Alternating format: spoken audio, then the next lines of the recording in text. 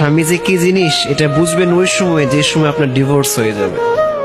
এজন্যে শুধু কথায় কথায় নিজের মা বোনের কথাতে, নিজের অন্য আত্মীয় স্বজনদের কথাতে নিজের স্বামীকে পর ভেবে তাকে ছেড়ে দিয়েন না। আপনাকে ডিভোর্সের আগে সবাই বলবে চলে আয় আমার কাছে, কি লাগবে তোর সব দিব আমি। বাট ডিভোর্স যখন হয়ে যাবে তখন বুঝতে পারবেন যে দুনিয়াটা কত কঠিন। একটা মেয়ের সবচাইতে অসহায় সে সময় যে সময় সবাই তার পাশে থাকলেও তার হাজবেন্ড তার পাশে থাকে না।